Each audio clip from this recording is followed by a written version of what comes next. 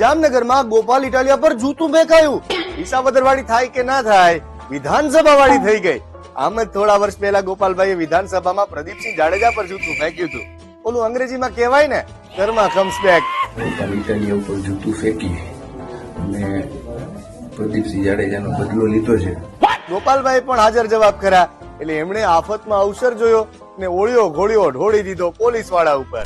આ પોલીસ વાળા અગાઉથી બચાવ આવી ગયા, તેને ખબર હતી કે મારવાનું. મારા ડીસાના વડીલોએ તમારી ચિંતા કરવી જોઈતી હતી, કરી નથી. હર્ષ સંઘવીએ સ્ટેજ ઉપરથી ડીસાના પૂર્વ ધારાસભ્ય શશિકાંત પંડ્યાની ખૂબ મજા લીધી, ત્યાં સુધી કે પંડ્યાજીએ ઈશારો કરવો પડ્યો કે રહેવા દો ને ભાઈ સાહેબ. આમ તો સંઘવી ગયા હતા સ્પોર્ટ્સ કોમ્પ્લેક્સનું લોકાર્પણ કરવા, પણ રવિ આવ્યા શબ્દોની રમત. એનું કારણ છે કે આખો વિડિયો જોવા માટે ડાઉનલોડ કરો દિવ્ય ભાસ્કર એપ.